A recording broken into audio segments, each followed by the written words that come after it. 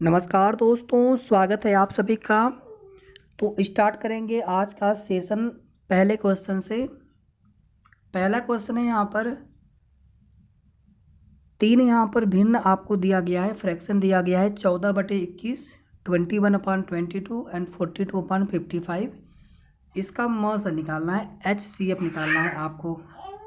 तो इसके लिए क्या करेंगे, बहुत सिंपल सा रूल है। जब भी आपको भिन्न दिया हो, फ्रैक्शन दिया हो, तो उस समय HCF निकालने के लिए क्या करते हैं कि इन सभी के अंश का, यानी जो ऊपर वाला पार्ट होता है, न्यूमरेटर होता है, उसका हम लोग HCF निकालते हैं, लेकिन नीचे वाले का जो है LCM निकालते हैं।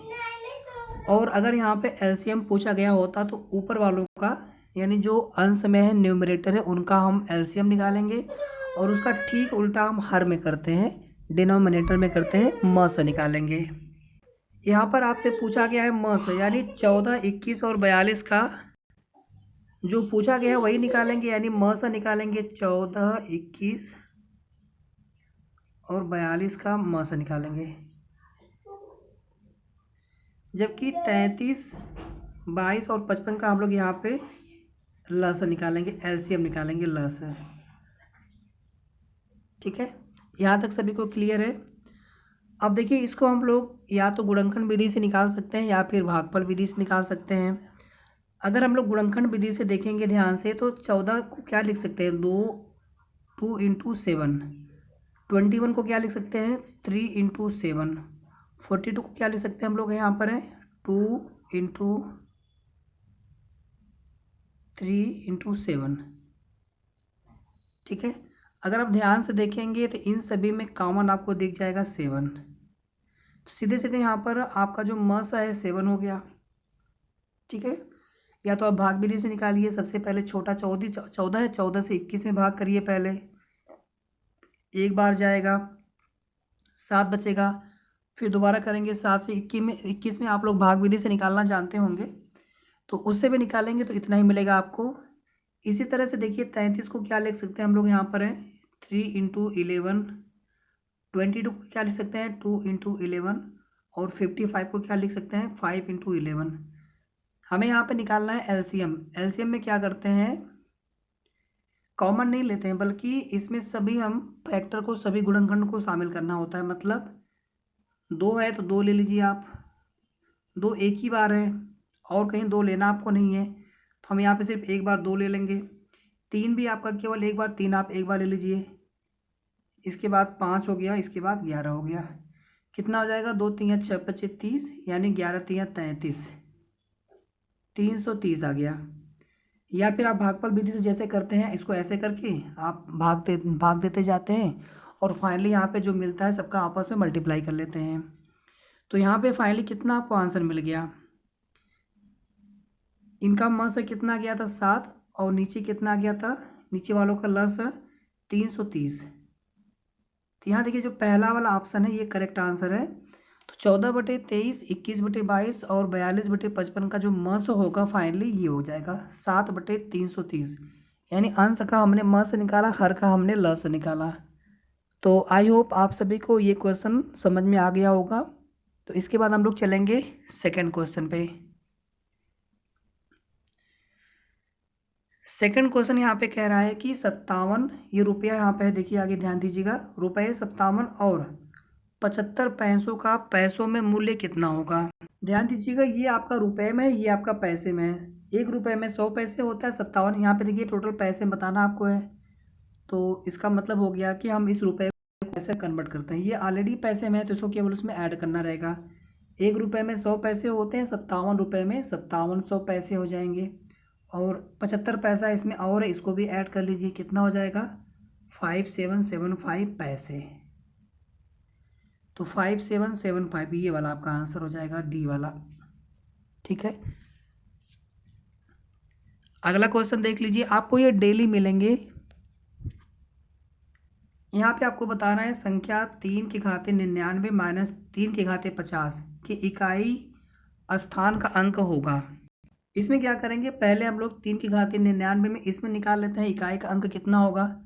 तो जिसकी घात लगी होती है, अगर वह संख्या 0, 1, 5 और 6 होता है, तो कोई भी घात लगा लीजिए, उसके मान में कोई परिवर्तन नहीं होता है इकाई अंक वाले में। लेकिन अगर इसके अलावा कुछ और है तो वहाँ पे आपको निकालना पड़ेगा।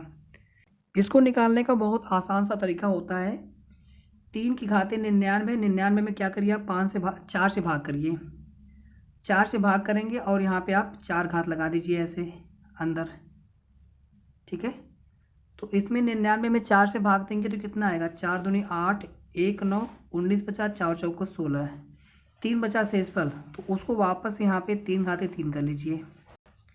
अब अगर आप घात वाला जो मेथड होता है, अगर आप ध्यान से देखेंगे, हमने कुछ यहाँ पे नया नहीं किया है। इन दोनों को मल्टीप्लाई करेंगे कितना मिल जाएगा, 4 चौको 16, 4 दूनी 8, 1 9, मतलब 3 घाते 96 और यहाँ पे है 3 घाते 3, ठीक है। गुणा करने पे घाते जुड़ जाती हैं आपस में, आपको वापस वही मिल जाएगा। बस हमने उसको इस प्रकार से लिख लिया। क्या करना है, जो अंदर वाला है उसको आप तुरंत घात 4 यहाँ पे कर लीजिए और बाहर वाले को जो है 4 से भाग दे दीजिए। जो भागफल आएगा यहाँ पे लिखिए, शेषफल अगर कुछ मिलता है तो उसको अलग से यहाँ पे लिखिए। अगर यहाँ तक सभी को समझ में आ गया होगा तो आगे चलें। फिर इसके बाद ये कितना हो जाएगा, 3 की घाते 4 करेंगे तो 3 त्रिक 9, 9 त्रिक 27, 3 81, यहाँ पे आपको मिल जाएगा 1।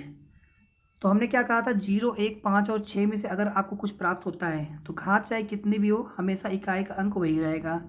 तो यहाँ से आपको इकाई का अंक मिल गया 1। यहाँ से देख लीजिए, 3 त्रिक 9 त्रिक 27, कितना मिला इकाई का अंक आपको, 7 मिला। तो फाइनली कितना हो गया, 7 एकम 7, 7 मिला, मतलब इकाई का अंक आपको 7 मिल गया। 3 के घाते 99 में इकाई का अंक 7 हो गया। इसको मैं रफ कर रहा हूँ, इसको हम याद रखेंगे। फिर देखिए इसके बाद है 3 की घाते 50, बिल्कुल सेम प्रोसीजर यहाँ पर भी करते हैं। क्या करेंगे, 3 की घाते पहले यहाँ पे 4 कर देंगे और 50 में 4 से भाग देंगे। 4 एकम 4, 1 बचा, फिर 4 दूनी 8, 2 10, 2 यहाँ पर शेष पर बचेगा तो उसको हम यहाँ पे अलग से लिख लेंगे। सभी को समझ में आ गया बहुत अच्छे से, ठीक है। ये देखिए 3 की घाते 4 यहाँ पर है, आप कन्फ्यूज मत होइएगा। यहाँ पर ये 3 की घाते 4 यहाँ पर है, तो ये कितना हो जाएगा, 1 हो जाएगा, ठीक है। और उसकी घात 12 करेंगे तो भी 1 रहेगा, क्योंकि हमने आपको बता दिया 0, 1, 5 और 6 में कोई भी अगर इकाई का अंक होगा, किसी संख्या में इकाई का अंक अगर ये इनमें से कोई अगर 1 होगा तो जहाँ घात चाहे कितनी भी हो उस संख्या के लिए इकाई का अंक सदैव अपरिवर्तित रहेगा। ये कितना हो जाएगा, 3 त्रिक 9, फाइनली करेंगे मल्टीप्लाई, 9 आ जाएगा, ये हो गया इकाई का अंक।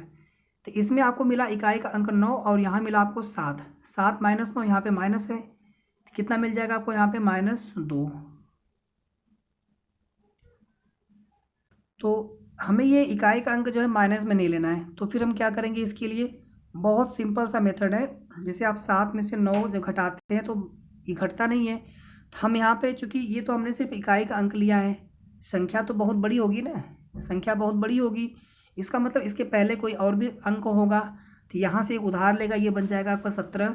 अब 17 में से हम 9 को घटाएंगे तो कितना मिलेगा, यहाँ पे 8, 9 8 17 होता है, तो ये हमारा आंसर होगा 8, ठीक है। ये जो इकाई का अंक हमने केवल लिखा है ना दोनों संख्या दोनों में, बाकी ये 3 घाते 99 करेंगे तो आपको एक बड़ी संख्या मिलेगी, 3 घाते 50 करेंगे आपको एक बड़ी संख्या मिलेगी। तो हमें 7 में से 9 घटाना है तो घटेगा नहीं, तो हम क्या करेंगे, 7 अपने पहले वाली संख्या से दहाई वाले अंक वाले से एक उधार लेगा, 17 बन जाएगा, 17 में से 9 घटाएंगे तो 8 बच जाएगा। तो फाइनली यहाँ पर हमारा आंसर हो जाएगा डी वाला करेक्ट, 8, ठीक है। तो उम्मीद करता हूँ आपको ये प्रश्न अच्छे से समझ में आ गया होगा। तो आप यहाँ पर देख लीजिए अगला प्रश्न है। अभी हमने जो क्वेश्चन बताया आपको उस टाइप का क्वेश्चन चाहे आप किसी भी टेट का एग्जाम दीजिए, सुपर टेट हो या कोई भी टेट हो, इस तरह का क्वेश्चन पूछा ही जाता है एग्जाम में। 138 डिग्री के संपूरक का कोटि पूरक पूछा है। संपूरक वे कोण होते हैं जिनका योग 180 अंश होता है और कोटि पूरक वे कोण होते हैं जिनका योग 90 डिग्री होता है।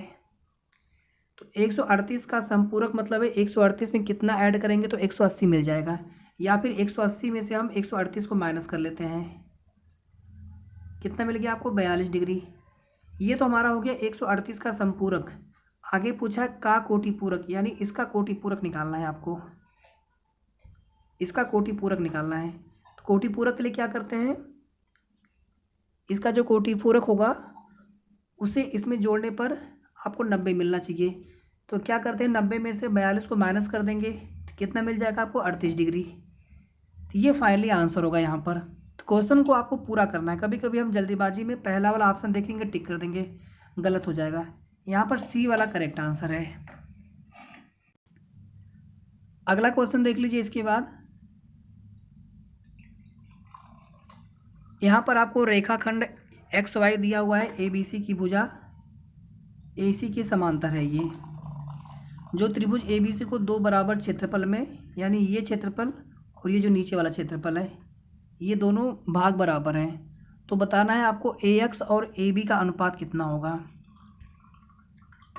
अब यहाँ पर देखिए, आपको एक चीज़ ध्यान देना है।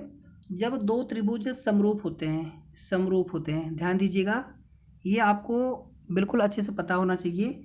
तो उन दोनों त्रिभुजों के क्षेत्रफल का जो अनुपात होता है, उनकी संगत भुजाओं के वर्ग के अनुपात के बराबर होता है। ध्यान देना है आपको, उनकी संगत भुजाओं के वर्ग के अनुपात के बराबर होता है। इतना क्लियर है सभी को।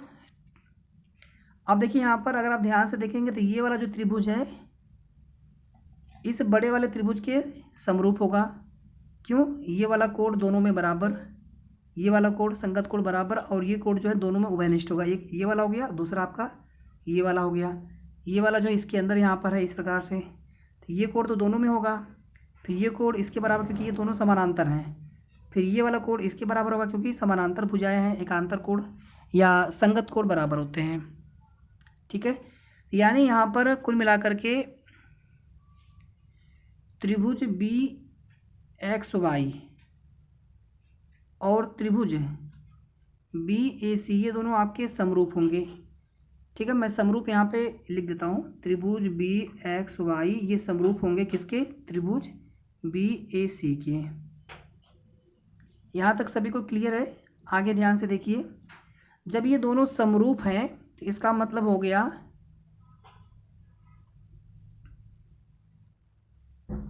कि इनकी जो संगत भुजाएं होंगी, मतलब B X upon A B, इनका स्क्वायर कर लीजिए आप ऐसे। ठीक है, इसके बराबर हो जाएगा, क्योंकि देखो हमें यहाँ पे ए एक्स और ए बी की आवश्यकता पड़ेगी। अभी बी एक्स मिला है, हमें ए एक्स भी मिल जाएगा। अभी आप परेशान नहीं होना बिल्कुल भी। तो बी एक्स ये इसकी भुजा संगत होगी इसकी भुजा की, तो B X square upon A B square. अब आगे आप ध्यान से देखिए, आपको क्वेश्चन में ही बोल रखा है कि ये दोनों जो क्षेत्रफल बराबर हैं। इसका मतलब हो गया कि त्रिभुज बी ए सी में ये दोनों क्षेत्रफल शामिल होंगे। मतलब ये जो क्षेत्रफल होगा इसका जस्ट आधा होगा, या बड़े वाले का जो क्षेत्रफल होगा छोटे वाले का जस्ट दुगुना होगा। मतलब इसको हम क्या लिख सकते हैं? 1/2 बराबर बी एक्स स्क्वायर बटे ए बी स्क्वायर। यहाँ तक सभी को क्लियर है? बहुत आसान सा कॉन्सेप्ट है, बस आप अगर एक बार समझ गए अच्छे से तो आपके लिए क्वेश्चन बहुत आसान हो जाएगा। ठीक है, तो यहाँ से आपको B X upon A B कितना मिल जाएगा? दोनों तरफ आप क्या करेंगे? स्क्वायर रूट ले लेते हैं दोनों तरफ, तो 1/√2 मिल गया आपको यहाँ पर। लेकिन हमें यहाँ पर क्या निकालना है? ए एक्स और ए बी का अनुपात, यानी ऊपर हमें ए एक्स चाहिए। तो हमें ए एक्स कैसे मिलेगा? एक काम करते हैं, इसको हम उल्टा पलट देते हैं, ऐसे कर लेते हैं इसको हम इस प्रकार से,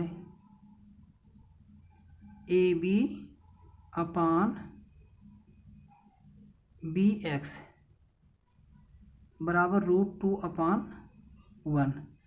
फिर क्या करते हैं, इसके आगे हम दोनों तरफ से -1 कर लेते हैं, -1, यहाँ भी -1 कर लेते हैं। तो ये फाइनली इसको हम कुछ इस प्रकार से लिख पाएंगे। मैं यहाँ पे लिख रहा हूँ बाकी चीज़ें, यहाँ देख लीजिए आगे आप। ऊपर आप करेंगे तो A B minus B X हो जाएगा। ठीक है, ये मुझे लग रहा है कि आपको यहाँ पे कोई दिक्कत होनी चाहिए। A B minus B X, और नीचे आपका हो जाएगा बी एक्स, और यहाँ पे आपका हो जाएगा √2 - 1/√2। ठीक है, अब देखिए यहाँ पर ध्यान से, A B minus B X मतलब आपको क्या मिल गया? ए एक्स मिल गया, A X upon B X कितना आ गया आपका? √2 - 1/√2, √2 - 1/√2। अच्छा, यहाँ तक सभी को क्लियर हो गया होगा, उम्मीद करता हूँ। ठीक है, तो A X upon B X is equal to √2 - 1/√2। मैं इसको पूरा रफ कर रहा हूँ, आप चाहे तो स्क्रीनशॉट ले लीजिएगा। इसका जो अनुपात कितना है मिला आपको यहाँ पे? √2 - 1/√2। तो देखिए यहाँ पर √2 है, लेकिन यहाँ पे √2 + 1 लिखा हुआ है। तो ये तो होगा नहीं, बाकी और कहीं यहाँ पर √2 है लेकिन यहाँ पर ये अलग है, सारे अलग अलग हैं। अब हम क्या करते हैं, यहाँ पर इसके जो है संयुग्मी से गुणा करने का प्रयास करते हैं ताकि नीचे से हमारा √2 हट जाए। ये ब्रैकेट में कर लीजिए इसको आप। तो ऊपर कितना मिल जाएगा, यहाँ पर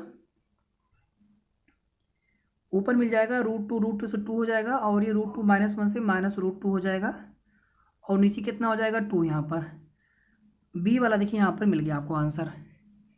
तो उम्मीद करता हूँ आपको ये प्रश्न भी अच्छे से समझ में आ गया होगा। इसी टाइप के क्वेश्चन पूछे जाएंगे, सुपर टेट हो, चाहे यूपी टेट हो, चाहे सी टेट हो, इसी टाइप के, या कोई भी आप किसी भी स्टेट का आप टेट दे रहे हो, इसी टाइप के क्वेश्चन आपको पूछे जाते हैं ज़्यादा करके। और एक क्वेश्चन जो इसके पहले हमने करवाया था कोटिपूरक संपूरक वाला भी, उसके पहले भी एक क्वेश्चन था। तो बिल्कुल इन्हें आप अच्छे से देखते चलिए। और बस यहीं पर ये सेशन मैं समाप्त कर रहा हूँ, लेकिन ये सेशन आपको डेली मिलेगा, और जब भी आपको रिक्वायरमेंट होगी एक दिन में आपको 2 या 3 सेशन भी मिल जाया करेंगे। लेकिन जितने क्वेश्चन आपको करवाए जा रहे हैं, उम्मीद ये करता हूँ कि आपको इस टाइप का कोई भी प्रश्न आप एग्जाम में गलत कभी नहीं करेंगे, तभी हमारी जो मेहनत होगी वो सार्थक होगी मेरे लिए। और इसी के साथ यहीं पर वीडियो समाप्त करता हूँ। जल्द मिलेंगे नेक्स्ट वीडियो में। कोई भी आपको वीडियो देखनी होगी, कोई भी आपको प्रैक्टिस या PYQ देखना होगा, तो आप लोग प्लेलिस्ट में चले जाना, वहाँ से आपको सारे वीडियोज मिल जाएंगे मैथ्स वाले में। तो वीडियो को प्लीज़ सभी लोग लाइक कर देना, शेयर कर देना, साथ में चैनल को भी ज़रूर सब्सक्राइब कर लें। Thank you so much, thanks for watching.